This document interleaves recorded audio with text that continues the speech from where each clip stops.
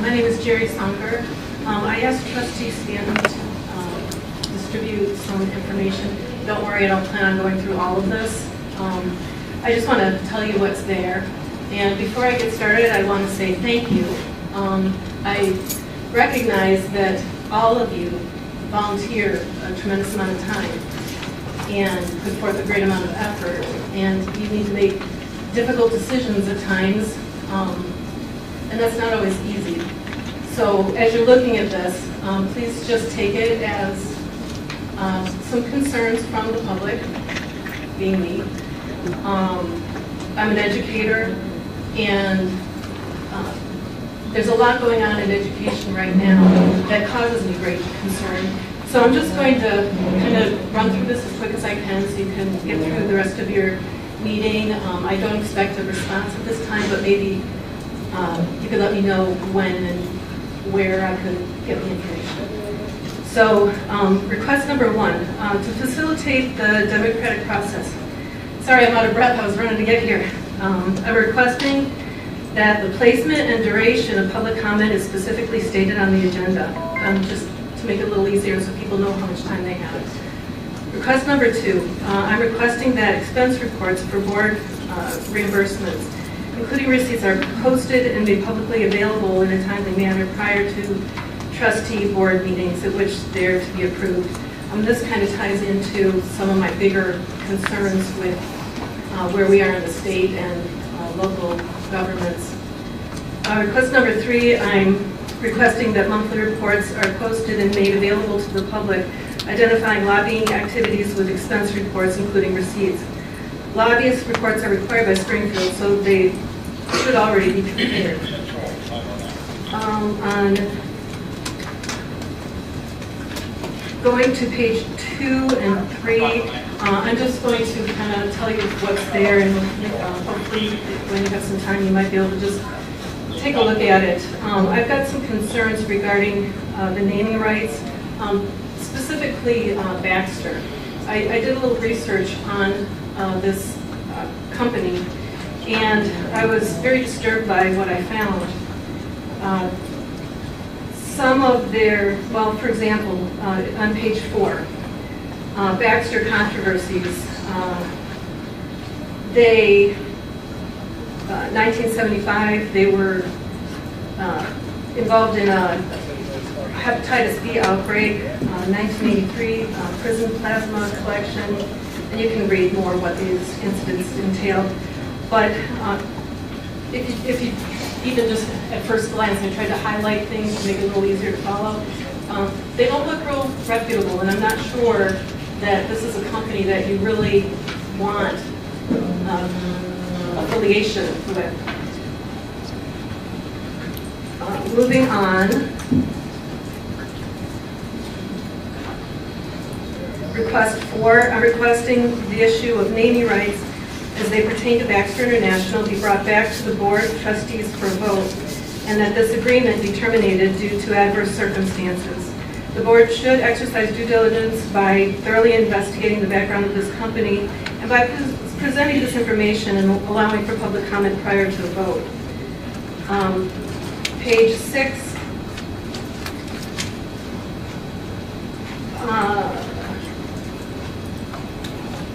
There was a comment made by a staff report presented by Gerri, and the comment, I have a question regarding one of his comments, addressing the issue of ownership once and for all of the building. I believe he was talking about the University Center here.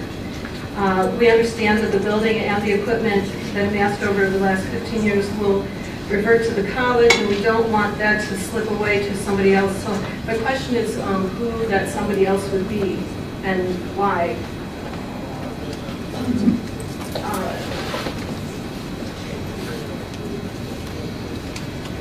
And just kind of moving forward, I've got some of the, well, the master plan and some of the projects that are currently underway or will soon be underway, and the dollar amounts that they were totaling to the best of my research. And I've got some kind of rhetorical questions. I'm just hoping that these are points that maybe you did think of, but if not, I I was hoping that you would at least consider, think about. I took a look at CLC financials on page 9. From 2003 to 2016, total revenue has almost doubled, as have expenses. And so it went from about 78 million to about 153 million in revenue, and 79 million to 146 million in expenses. So over the duration of the past 13 years, revenue has nearly doubled, as have expenses, and as has the debt. So on page 10, you can take a look. 2007 to 2016, CLC went from 17 million to about 71 million. So with all these projects underway and the accumulation of debt, as a taxpayer living in Lake County, I'm concerned. But then there's the bigger issue on page 11. On top of page 11, is it fiscally responsible to carry $71 million in total outstanding debt, which is nearly 4 times that which has been carried historically based on the information available online? So the state level, when you put that together with what's going on at the state level, the state continues to spend more than it generates in revenue while increasing debt. As of fiscal year 2016, the state collected $68 billion.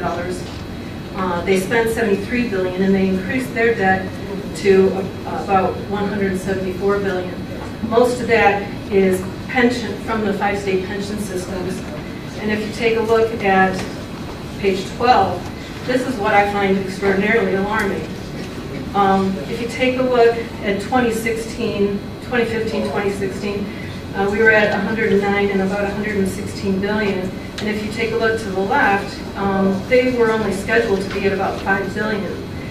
Well, if that's where we're at now, take a look at where we're at by 2045. That's what I find alarming.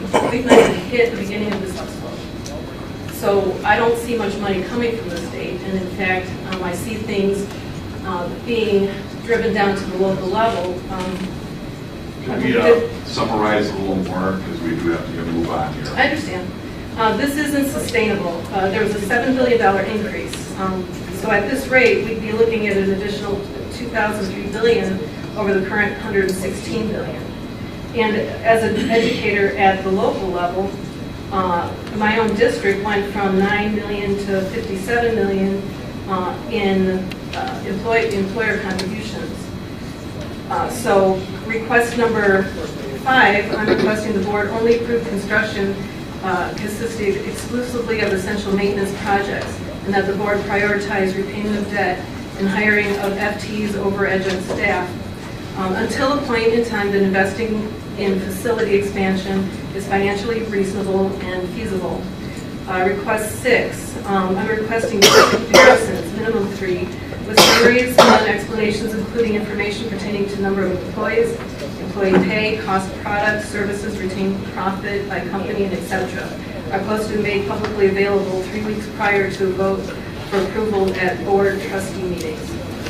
Request 7, I'm requesting trustee voting policy that states voting will not take place the same day new items are discussed. Voting should be scheduled a minimum of 1 board meeting after the board discussion takes place regarding agenda items to allow for follow-up review, public comment, and diligent and due consideration.